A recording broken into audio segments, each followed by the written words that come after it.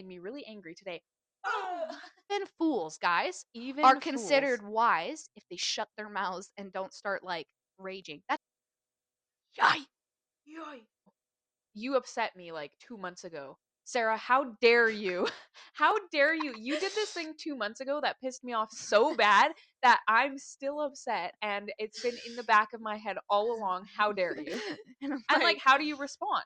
and then I'm like, Yelling at each other all the time is That's not not healthy healthy. communication. And Because you don't yes. know. I don't like giving relationship advice because I have never had a successful relationship. Sarah was very confrontational and I was not. Like I was like afraid.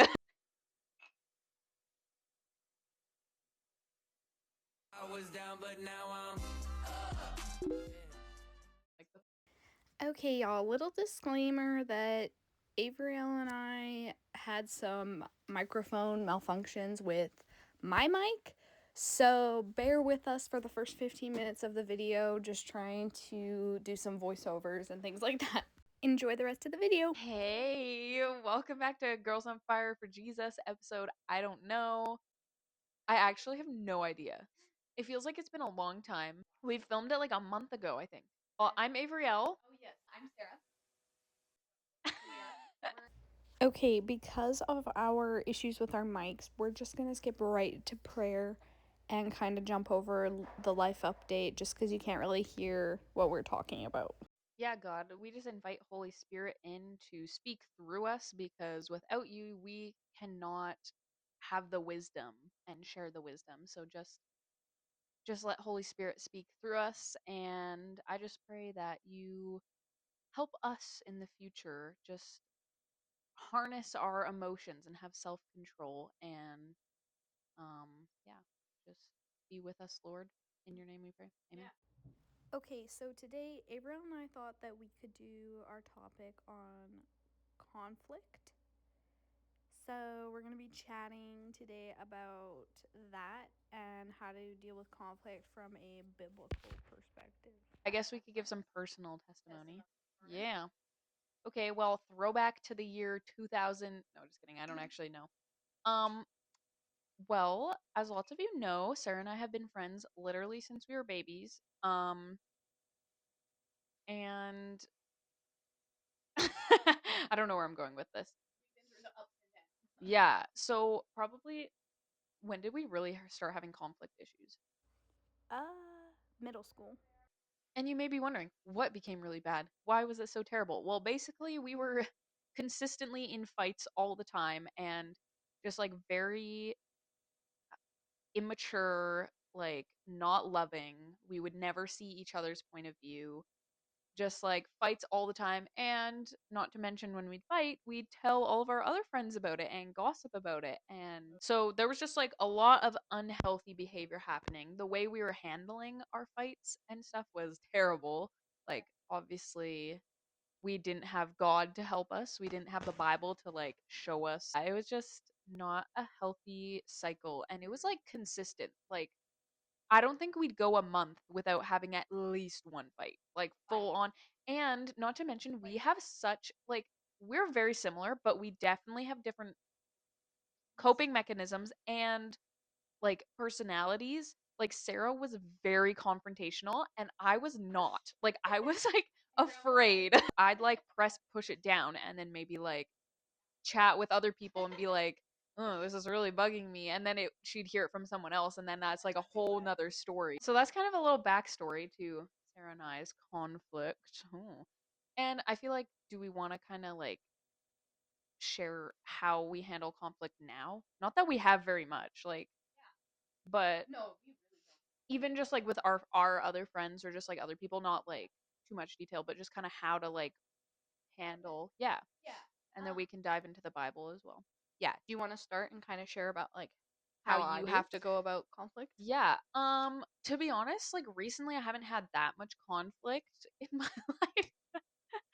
But I feel like the main thing I recognize myself doing is like taking a step back, Yeah. whether that be like it's a conflict in person, like Mhm. I'll be like I'm like not going to deal with this right now, like I Mhm. need to take a step back, or if it's over the phone or text or whatever.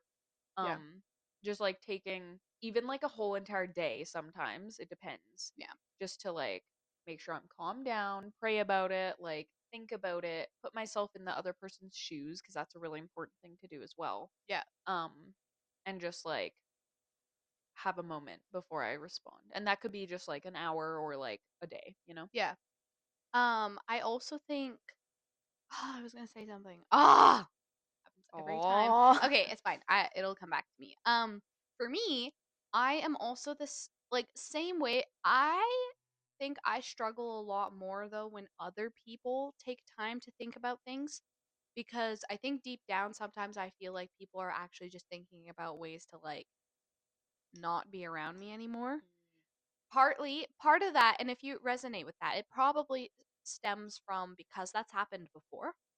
But when you come in your relationship with Christ and you're talking with people who are Christians, right, and they're supposed to be living a life now, like obviously they struggle with mistakes, but I just mean like if like Abrielle, I don't necessarily think when she's taking a break, like it does bug me because I want an answer now, but at the same time, I also have to like that's another thing is like handling the way other people deal with conflict too. That's another skill that you have to kind of develop, which I'm also not a pro at either, but because everybody deals with things differently. But when I'm mad, for instance, like let's say someone sends me something a little bit controversial over a text, I will respond with something short because if it's too long, I'm gonna say something that's not nice. So they and if it's short, they probably know that it bothered me, but it's not in a sense that like I'm being disrespectful to them. I'm responding and then I'm taking a minute so that I'm not also ignoring them either. And then I typically take however much time I need. And then the biggest thing is I go and I pray. And Mm, like not that I'm saying that I've succeeded always at doing that. Sometimes I've not gone and prayed and it doesn't turn out very well. But when I do go and pray and I um read my Bible and stuff, it's helped a lot. yeah. So that I would say that's the biggest thing. And then just taking as much time you need until you feel like, okay, this is what I need to do. Um, and then the biggest thing is communicating. Now, Mhm. I don't like giving relationship advice because I have never had a successful relationship, like romantically. So I don't really like giving relationship advice. But what I will say from my failed relationships is that when you don't communicate, like how you, mm, yeah, I don't know what I was saying. I just got cut up by my brother. You're cut off What was I saying? from talking. Relationship Oh advice, what yeah. you've Yeah, learned. yeah, yeah. So I would just say that just also telling people like, hey, just so you know, I'm not necessarily saying I'm or like you don't even have to say that. Just be like, hey, I need time to just like think about what you said. Like if you're really clear about your intentions, then it doesn't leave people like me space to like be thinking like, oh, this person's just thinking of ways that they want to leave me or they're thinking of ways like to like not be my friend anymore. Um and that's also a personal issue that people like me have to sort out as well.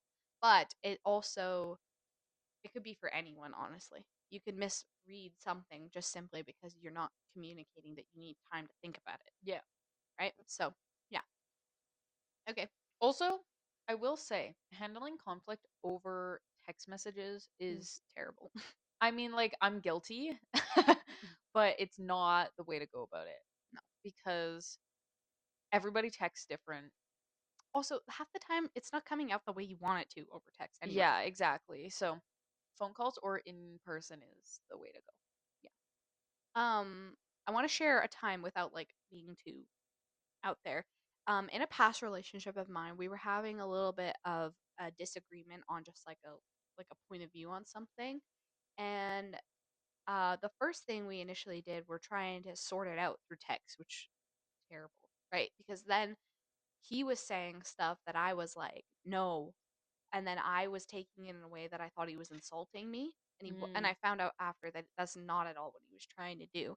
But that's how I took it because that's what it sounded like over text. And then he thought I was really angry at him because right. So text message sucks. And then we texted and we were like, "Kate, we just need to take like a few hours, chill out, finish what you're doing, and then I'll call you later, and then we can talk about it." And then we called each other and figured out that like the thing we were mad about anyways wasn't like as big of a deal as we thought it was. and also the intentions or motives. That's also something. Like, can't always assume people's intentions and motives because you don't Yes. know. Oh You my really gosh, don't. yes. And so then when we talked about it, I was like, oh my gosh, that makes so much sense because he communicated, oh, like that's not at all what I was trying to say.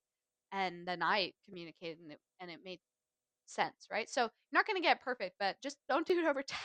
Don't do it over text. And okay, I'm so guilty of this because I have grown up in an environment that communication is not the strong suit. Me too. Um, so I'm guilty and I'm still working through it. But Mhm. communication, like in depth, proper, healthy communication is key. Like my past habits, which Sarah was talking about, I swept everything under the rug. Mhm. So unhealthy. Like Yeah. just like pushing it down, Yeah. sweeping it wherever I could find space. Like, Yeah. no. So, And I will say, knowing Averill for as long as I have, I've even noticed, especially like, I mean, not that it hasn't in the past couple years, but especially the past year, you worked a lot on like communication skills and not just going silent whenever you're upset. yeah. Um, Yes. which isn't always necessarily a bad thing. It's just how you go about it. You know what I mean? Yes. Yeah. I thought so. You said something. You said healthy communication. Can we talk about what healthy communication is? Like, what does that look like? That's Because a good question. I'm gonna tell you, and guys, I'm speaking for families too. It doesn't just have to be friends. Yelling at each other all the time, Is that's not not healthy healthy. And communication. then, or screaming at each other and then pretending nothing happened, that's also Okay, not so I healthy. can, yes, I can speak from experience. Also, Mm. sweeping everything under the rug and then bringing it up way later is also not healthy communication. You need to bring it up when it's upsetting. Well, okay, hold on. There's a good balance. There's a good balance. Not like as it's upsetting you, maybe, because sometimes it's good to take a step back, No, but but like if it not ups, like a month later yeah, because you're going to get way more angry and that's not fair on the person that you're telling either. yeah. So, like, if I were to go, you upset me like 2 months ago. Sarah, how dare you? How dare you? You did this thing 2 months ago that pissed me off so bad that I'm still upset and it's been in the back of my head all along. How dare you? And I'm And like, like, how do you respond? and then I'm like, ah. Like, that's so not fair. No, it's not. And okay, I will say, so obviously it's very like circumstance. So, and again, comes back to clear communication. Let's say I actually had this recently happen to me. Let's say something's bothering you that's now been brought up, and it actually reminds you of something a while ago that you never talked about because you didn't think maybe it was a big deal at the time, but now it's starting to Mm. reek into other things.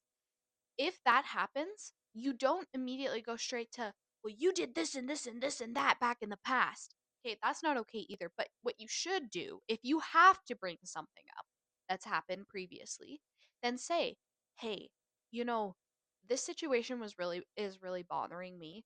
And I didn't think too much of it, but then back when this happened, I also didn't realize that this was something that bothered me too much at the time, but now I'm realizing that they kind of coexist and I think that maybe we need to sort something. And Did maybe you there's see a how easy pattern that was? starting. Yeah. Yeah. Did you see how easy that was? To not scream at each other. And then guess what? If the person responds it really defensive and like angry at I have you, a Bible that's verse not for your this. that's that's not your fault. Like Yep. you can't control that. And then now we can go into kind of what we were talking about with your Bible verse. Fools give full vent to their rage, but the wise bring calm in the end. An angry person stirs up conflict, and a hot tempered person commits many sins. A wise person goes to court with a fool. The fool rages and scoffs, and there is no peace. Yay! Yay! 28. Okay. Proverbs 28, verse 1 is the wicked flee though no one pursues, but the righteous are as bold as a lion. So, like, Mm. people who are like low genuinely know that they're guilty, they Mhm. like get super defensive.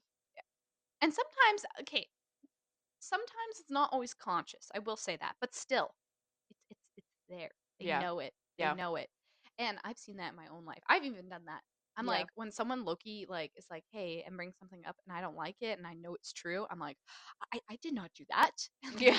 they're like, They're like, hmm. maybe you did. Yeah, So, that's good. anyways, back into what you were saying. Hmm. When people like how they respond really matters on what you can do next in your steps of Yes. going through that. Yeah. Do you want to continue with what Yeah. you were saying? I think The other thing I was gonna say is because we were talking about like also circumstance matters.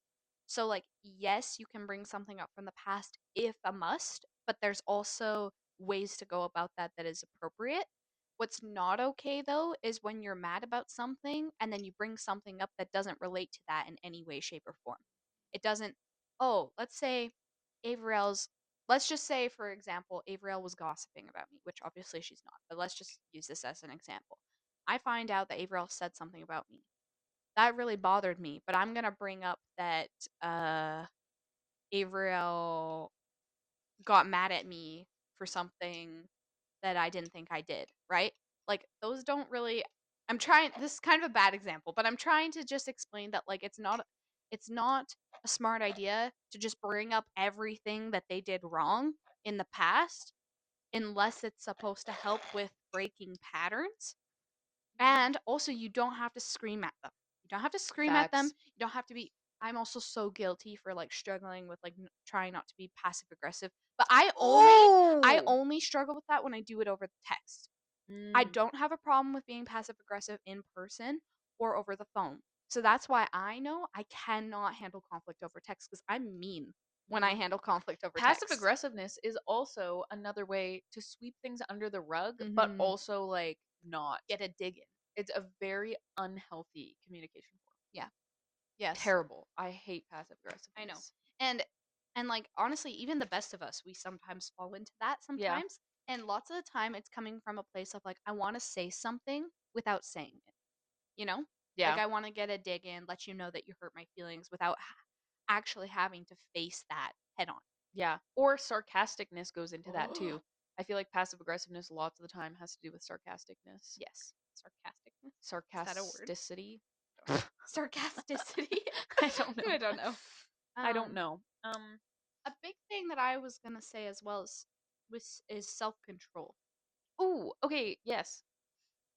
Do you have a verse or can I say a verse that has Um to do with that? this is just something small, but it says, "Better a patient person than a warrior, one with self-control than one who takes a city." Dang. This also says, uh, "The one who has knowledge uses words with restraint, and whoever has understanding is even-tempered.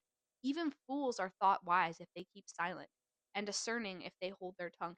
Even fools, guys, are Even fools. considered wise if they shut their mouths and don't start like raging. That doesn't Yeah, mean you can't bring things up. It What it's saying though is that if you're gonna say, basically, it's gonna come back to if you don't have something nice to say, then don't say it.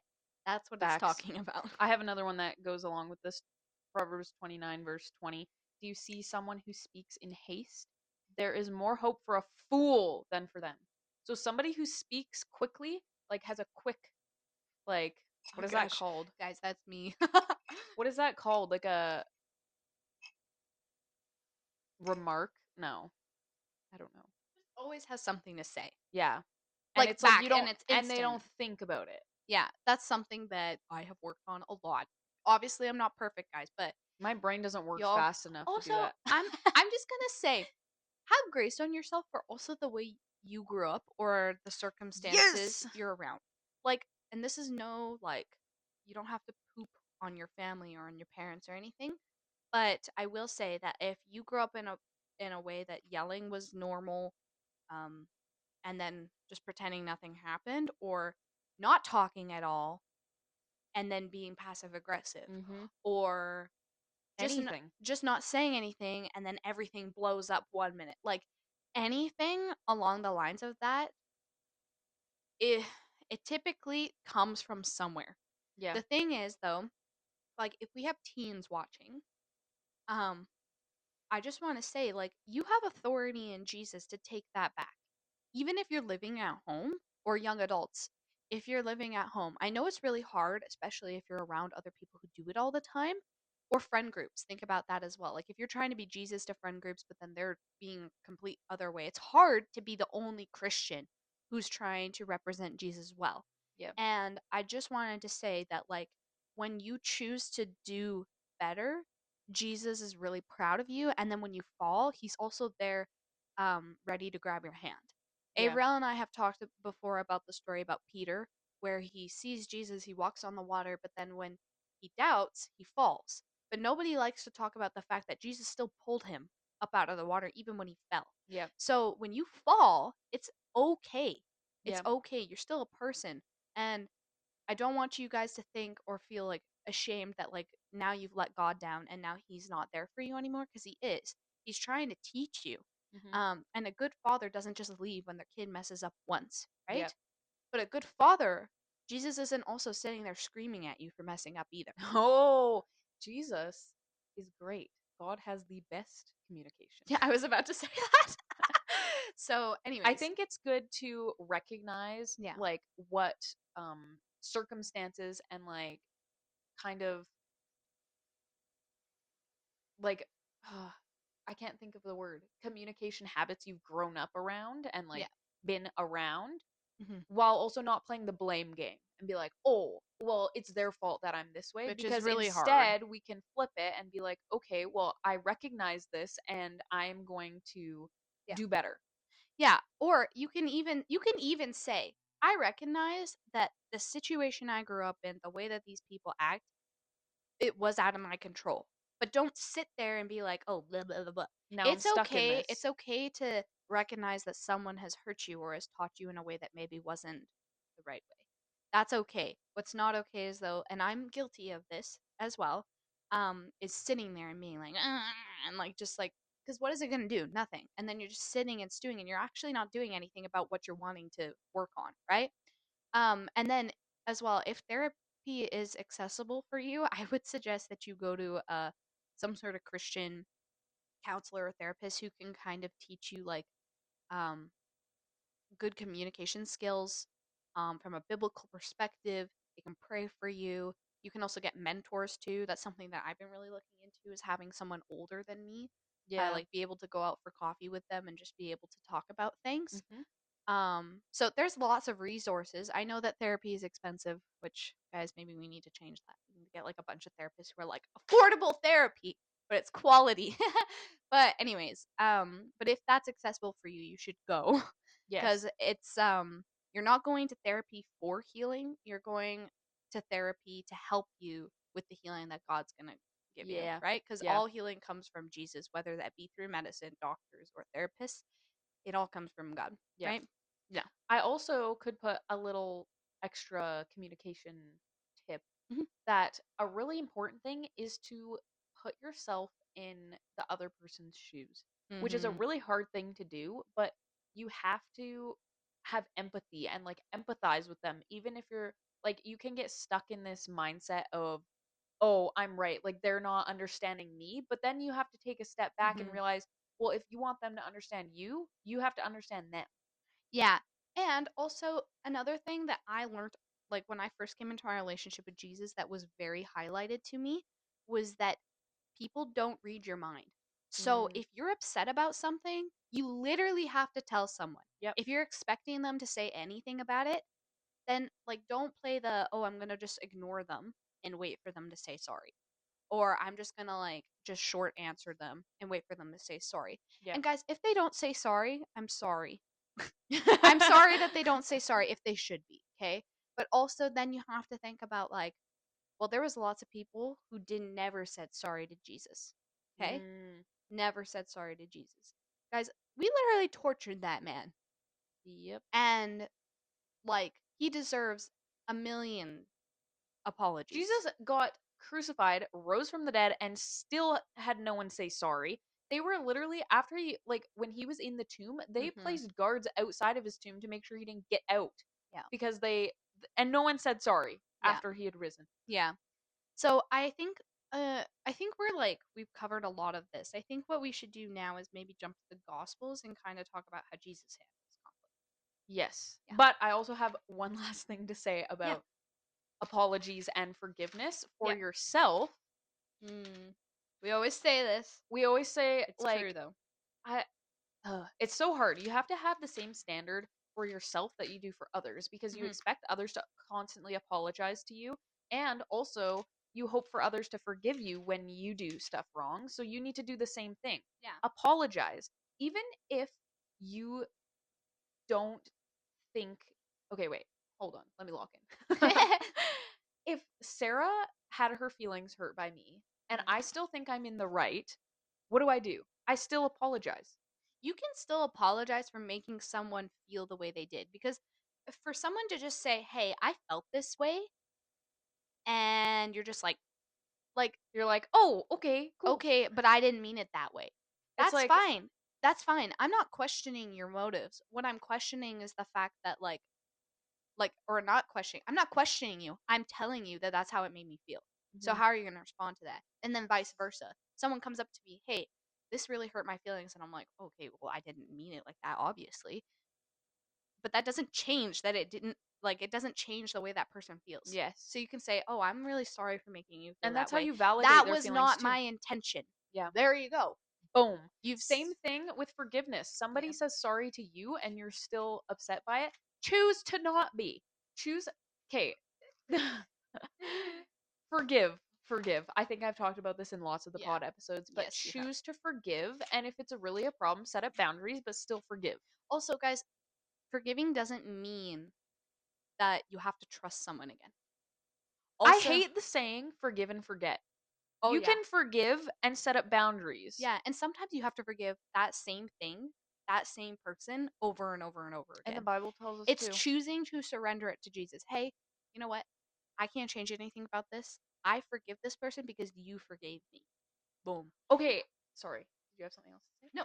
And I just had a giant revelation that I heard at church actually like quite a few weeks ago. Mhm. But okay, this whole pod seems like there's a lot that we're like slapping onto your plate here that you should do, you shouldn't do, all this stuff. But without God, we can't do any of it. We Literally cannot, nothing. we cannot like give patience, love, forgiveness, apologies. We can't give any of that unless we first receive it from God. Mhm. Does that make sense? Yes, You that have does to make sense. accept God. You have to get in relationship with Him so you can feel His love, His forgiveness, His Mhm. acceptance. So then you now can give that to other people. Yeah. I just want to say as well that the biggest thing that the gospel teaches, aside from just spreading the fact that Jesus died and rose from the dead and he died for us, right? Is that we're loving our enemies. Mm. So that can go into everything. So I would like to read actually the passage that is titled Love for Enemies. This is Luke chapter 6, verses 27 to 36. So it says, "But to you who are listening, I say," by the way, this is Jesus. He's saying this. "But to you who are listening, I say, love your enemies, do good to those who hate you, bless those who curse you, and pray for those who mistreat you. If someone slaps you on one cheek, turn to them the other also. If someone takes your coat, do not withhold your shirt from them. Give to everyone who asks you. And if anyone takes what belongs to you, do not demand it back. Do to others as you would have them do to you." Literally what April was just talking about. "If you love those who love you, what credit is that to you? Even sinners love those who love them. And if you do good to those who are good to you, what credit is that to you? Even sinners do that. And if you lend to those from whom you expect repayment, what credit is that to you? Even sinners lend to sinners, expecting to be repaid in full. But love your enemies, do good to them, and lend to them without expecting to get anything back. Then your reward will be great, and you will be children of the Most High, because He is kind to the ungrateful and wicked. Be merciful, just as your Father is merciful." Gonna come back to the fact that we're forgiving, we're loving, and we're not being awful to people simply because Jesus did it for us when we didn't deserve it. That's your answer. Yeah. Dang.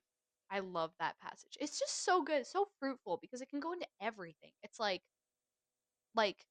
and again, it comes back to that well, oh yeah, I'm going to help this person because they helped me. Guys, that's not like it's not that that's not valuable, but it's not as valuable as helping someone who maybe hasn't helped you or loving on someone who hasn't loved on you. You know how many, and this is not to boast myself up, but this is just trying to show you that the change that I've had because of Jesus in my life. You know how many people I didn't associate with and then talked poorly about simply because they didn't like me? Mm-hmm. You know how many people now I talk about who I know still don't like me, who I know have hurt my feelings, who I've heard things from other people, which also is, be careful, right? But still, I've heard things. I've heard these people say things, but I love them because I know Jesus loves them. And doesn't mean it's easy for me to do that because I'm not operating. It's not me doing it. It's I'm finding my strength in God to love others because I know he loved me first, right? Yeah, Yeah. that's really good. I wanted to bring up the story of Oh, yes. Jesus Mhm. and the adulterous woman and Mhm. how Jesus dealt with that conflict because dealt with it in a very obviously Jesus is the perfect example, so in a very Yeah. biblical way. Um for some reason this is in like miniature text. I'm a little confused. I've seen this pop up in my Bible before, but I don't really understand why it's Why? like mini. But let me try and read this. Hold on. Okay. This is John 8 verse 3 and continuing on from 3. Mhm. So we have the teachers of the law and the Pharisees brought in a woman caught in adultery. They made her stand before the group and said to Jesus, "Teacher, this woman was caught in the act of adultery. In the law, Moses commanded us to oh my gosh. In the law, Moses commanded us to stone such women. Now, what do you say?" Because Jesus is supposed to be following Moses' law, right? Mhm. But this is terrible. So they were using this question as a trap in order to have a basis for accusing him. But Jesus bent down and started to write on the ground with his finger. When they kept on questioning him, he straightened up and said to them, "Let any one of you who is without sin be the first to throw a stone at her." Again, he stooped down and wrote on the ground. At this, those who heard began to go away, one at a time, the Mm. older ones first, until only Jesus was left with the woman still standing there. Jesus straightened up and asked her, "Woman, where are they? Has no one condemned you?" "No one, sir," she said. "Then neither do I condemn you," Jesus declared. "Now go now and leave your life of sin." Mm. So, really quick, for any like maybe people who are new to reading their Bible or interested, basically the highlight of this story is that uh the believers, okay, these are like what we would consider Christians, okay, were like, oh, I'm gonna do this because Moses' law, which is the old law, says so. But then Jesus tells them that they can't, if they're without sin, they can stone her. But the thing is no one is without sin. So that's why everyone started stepping back. Yes. Okay, now you can kind of explain your perspective on how Jesus communicated. Okay, well, first of all, he not only did he handle this in such a calm manner, like this was Mm, probably like a chaotic situation he was coming to. Like everyone was yes. questioning him. And There then was had like, stones in their hands. yes, they're like literally about to stone this woman to death. Yeah. And Jesus comes over, he stoops down and he starts I don't even know what was he writing in the dirt? I don't know. I think he was writing what you said. Was he? And Yeah, then I he think that's told what he everyone? said. Yeah, I think that's what it said. Okay, well, anyways, he's like so calm. He comes down, he starts writing, and then he stands up and he's like, "Hey guys, any one of you Yeah. who is without sin," he's very calm. He has self control over his temper because he could have gone in there. Like, think about it. Jesus is perfect, and he's seeing all these people like literally Be about to like kill a evil. woman, Mhm. and he could have come in here and been like, "Everybody, stop what you're doing." Or start freaking out at them because how imperfect they are. Yes, but Which, instead he came yeah. with grace and humility and just like a very Hmm. calm temper. And notice how he calls out the sin, but in the way that he does it, the manner that he does it, it's easy to respect what he has to say because he's not screaming at you. Yes. Guys, you know what? This also reminds me of like we can talk about like conflict, like we gossip and just like having issues with your friends, but like also like politics. Mm. Like Oh, yeah. that's another thing. Like I'm not if you want to have okay a respectful conversation about different beliefs, which by the way guys is possible. I have lots of friends who have completely different beliefs. They don't believe in Christianity. They have very different political beliefs than me, but the thing is even them even them, okay, they're non-believers, okay? And this is why you have to also evaluate yourself, because even sometimes non-believers adopt a lot of things that Jesus commands, Mm-hmm. right? But here's the thing though, you can have respectful conversations about things that you disagree with other people when you come about it in a way that you're not screaming, you're also not accusing, Yes. right? Yeah. Because also with politics, for instance, um, we like to accuse people about what they believe, what their motives are behind what they believe. But guys, like the average person, the reason they believe what they believe is because they think it's what's best. So you have to also have um, grace, and then also be willing to listen. If you want to say what you want to say, you need to be willing to listen, which is also what Avril was talking about earlier. Mm-hmm. So that can just, this story can reach into everything. It can be Yeah. politics, it can be friendships, romantic relationships, your friends, your parents, like all these things. So just yeah, Yeah, and I like what you said back to when you said he calls out the sin, but he's not shaming. Like yeah, after because there's everyone a had difference. left, he talked to the woman and he said, "Now go and leave your life of sin." Also, notice how he's talking to, first of all, believers. Notice how they also asked him. They said, "What do we do?" That's what they said. And he was like, "Oh, And shouldn't then, we be able to stone him, Mr. Jesus, if you yeah. say you're all that?" But let's just think about, like, okay, let's say in a situation where maybe you're talking to someone of opposite belief than you, and they ask you something about Christianity, about Jesus, and they come about it maybe in a sarcastic manner like that. They're like, "Oh, well, why do you believe in Jesus?" Okay, well, you just opened the door for a question. Now I can respond in a way that's, you know what, I believe in Jesus because he's actually changed my life. And then they're Mm-hmm. like, oh, this person's not responding. You're turning the cheek. You're not responding in a way that's the same. You're not Yeah. responding Yeah. back with sarcasm or manipulation or, Yeah, like uh, it said they were using it as a trap yeah, to like try exactly. and catch him, be Yeah. like, "Ooh." And I've seen on multiple occasions that when people do that, if you respond in a way that's unexpected and you don't fall into the trap, they're a lot more willing to listen. They're like, Yeah. "Oh, wow. This person like actually like isn't trying to pick fights with me. They Yeah. just want to they just want to talk about it." Yeah. So, it's a lot easier, even as a Christian, when I see people of opposite belief, even when they approach me in a manner like that where they want to talk. I mean, not that I go up to people and I'm like, "Hey," and I'm trying to set them up in a trap, but when we're talking and they're being respectful as well and communicating nicely, it's a lot easier to hear like what they have to say. Yeah. Oh, okay. So you believe this because you think that this is the right, like, right? So, Yeah. yeah, Yeah. Wow. we uncovered a lot. Do we have anything else to add? I don't think so. I think like the biggest thing is just like obviously praying about conflict, but Yes. notice your patterns.